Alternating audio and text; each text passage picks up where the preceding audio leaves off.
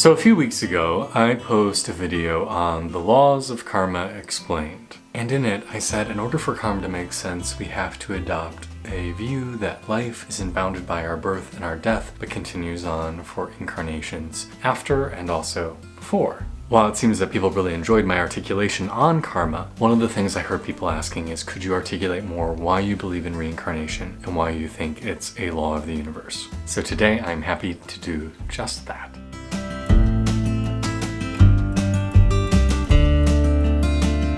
So if we haven't met before, my name is Kay. I'm an ecstatic life coach and author of the book Journey to the Ecstatic Self and the upcoming book I Dreamt of Flight. Now, I grew up in a Judeo-Christian household. I grew up Methodist. My parents are both several generations American, Christian. I didn't grow up in a culture that necessarily made reincarnation a normal, accepted idea. Although my father does have previous life memories of being a priest at Stonehenge many, many years ago. So you could say from a young age, I did exist in an environment where the idea of reincarnation was bandied about as being a very strong possibility. Now, when we look at the possibility of, do we have multiple lives? There's a few different ways we could go about examining it. One of which is to look at the stories of individuals who have memories of being born previously. One such example is the American child, James Leiniger, who ended up in the news about a decade ago because at a very young age, around 2 or 3, he became obsessed with fighter jets, somehow knew everything about them. As he was going to bed, he would have memories of being in a plane crash, and he could give his name, the name of the aircraft carrier he was on, what day, what time, what location. He also gave the name of his closest friend aboard the ship. The parents began to do research, found that that person existed, that there was somebody who died from that crew on that day who was his friend, who was also named James. There are numerous stories and anecdotes of people remembering details that seem pretty much unfathomable from previous lives that can be corroborated. Researchers have been studying these for over 50 years, and they do find that the experience is more common in cultures that already support the notion of reincarnation, although there are plenty of stories from people hailing from Western countries who don't necessarily grow up with that as a life view. But I don't want to spend too much time today talking about those stories. They're fascinating, they add a lot of color, and if they interest you, I highly recommend looking them up. Instead, the reason that I believe in reincarnation and the theory that I want to put forward in front of you is one of logic. Because stories are great, stories change people's hearts and minds, but it also has to add up logically, at least in my head. So let's turn our focus to young children. If you've ever spent any time around young ones, you'll notice that they come into this world with a very developed and robust personality. They have strong attractions to certain things, strong aversions to certain things. Some of them come in with an already pretty developed skill set in certain athletic or artistic or mental abilities. If you've hung around with families with multiple children, all the children have more or less similar DNA, and yet they can seem like totally different individuals. So where does this come from? How is it possible that somebody new to this planet, new to this world, who has not had a lot of exposure to things or connections with people or ideas, how can they have such strongly developed insights, opinions, proclivities?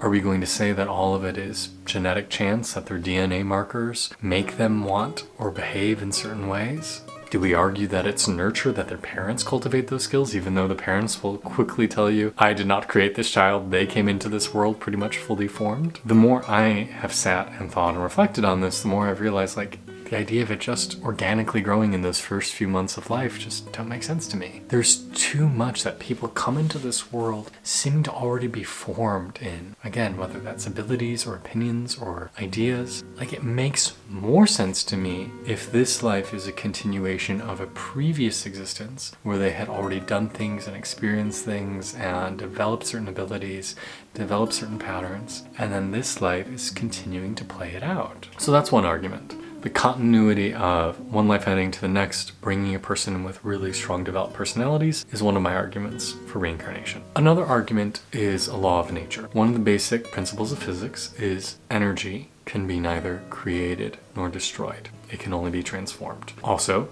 energy can convert to matter and matter back to energy. Those things are interchangeable. So those laws of physics are inscrutable. You can't reason your way out of it. There's not a loophole that says, this energy existed and now it's gone. It might disperse, it might seem like it's very little because it's converted to heat and it's spread out across millions and millions and millions of light years of space, but it's still there. So why do we assume we're the exception to that rule? Why do we assume that when the energy that is us perishes, that it just disappears? Wouldn't it make more sense that there is an analogous process that happens where we change states from physical, from matter, back into spirit, back into energy, that it's converted into another form, another level, another space of consciousness? Like that creates a much more compelling argument to me. And then that leads us into my third point, which is, if you do believe that there is life after the termination of our physical bodies, that our consciousness continues onward in another way, why is it not the Judeo-Christian version of heaven or hell? That based on how you spend these 50, 90, 20 years on this planet, you are entitled or damned to an eternity of joyful bliss or an eternity of suffering. Well, doesn't that make your life sound very important? Yes, the universe arranged itself around these little few years, and based on how you spend this little pittance of time, you get the rest of eternity. Doesn't make a lot of sense to me. Also, looking at basic rules of nature and science, nothing ever remains constant. The only constant in the universe is change. Somehow, because you accepted Jesus Christ as your Lord and Savior and you picked up random cat poop on the street, suddenly you're entitled to everlasting, unchanging experience of heaven? No, what makes sense to me is based on the actions that you've taken in this lifetime, your next experience after it will be a reflection of the life you've been creating. Have you lived in a way that has created heaven on earth? Have you lived in a way that's created hell on earth? Have the actions you've done bettered society and people and the planet, and therefore in your next incarnation you get to take an evolutionary step forward as a conscious being to develop into somebody who experiences more joy, more love, more compassion, more forgiveness? And what is the point of this journey anyway? Why would there be multiple lives? Why would there be life after death? Why would there be heaven realms or hell realms? Why would those things even exist? And then to answer that question, we kind of have to get into my meta explanation of why does this universe exist? Why are we here now? Why do we live on a little rock spinning around a little sun in a little galaxy hurtling through emptiness? And what surrounds that emptiness? I mean, there has to be something, right? Like, it can't be nothing, can it? Well, from my meditative experiences, and also drawing on the writings of ancient seers, rishis, holy people, people who have said to have been able to step outside the boundaries of ordinary life, they say that in the beginning, there is only pure consciousness. Pure consciousness that exists in and of itself, enjoying the bliss of just being. But then there's also a part of consciousness that wants to create, that has the idea of what would it be like to be in a world where blank happens. And that idea, or that word, because in the beginning there was the Word, and the Word was God, and the Word was with God, it creates a galaxy, it creates a cosmos, it creates a realm of consciousness. And little parts of that oversoul, we'll call it, takes physical form, decides it wants to experience what it would be like to be in this known reality, to be in this experience. And once it enters that reality, it forgets its divine nature. It forgets that it's part of the cosmic collective, part of God consciousness, the universe, whatever you want to call it. And it plays the role it's taken. And it's going to abide by the rules of that galaxy, that realm, for however long it spends time in it. So we live in a universe where gravity is a thing. The more mass an object has, the more it will pull on you. But is that necessarily universal? Is it possible there could be a universe where anti-gravity is a thing? The more mass an object has, the more it pushes something away. Sure, why not? Is it possible that there are universes where consciousness thought, what would it be like to have moons made out of cheese? Sure, why not? But in this reality we incarnated to, there are certain rules that once you start waking up and paying attention to what's happening around you, you start to notice. Rules like gravity, rules like karma. Every action you take will create an opposite and equal reaction. Another law of physics. If you're so inclined to believe in deities or demons or ghosts, then you have to abide by those rules as well, that at the end of your incarnation you might change levels and become one of those, or become an animal. In different esoteric traditions, the number of levels of consciousness vary from 6 to 3, and depending on how you live this life, you could end up in any of them. Many traditions agree that to be given a human life on this planet is a tremendous gift, because here you can do a lot of work on healing and growth and maturation. If you use this environment well, there's plenty of people who just treat this like a playground and don't use it well. But more than a lot of places in our realm of creation, it's not always as possible to remember your divinity, to connect with the Dharma, some might call it, the way that things really are. On this planet, in a human form, you can get an exit pass. You can get a pass, go, collect $200, return back to consciousness pass, where you remember who you really are. And then once that happens, you get the choice of either merging back into the collective consciousness, the Godhead, or you can choose to stay and help other sentient beings on their journey towards reunification with their cosmic self.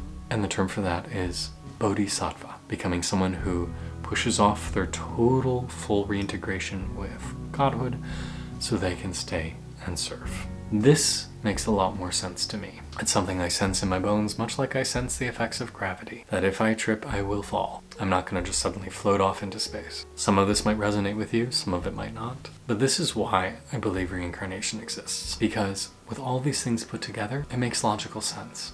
I go, okay, that adds up.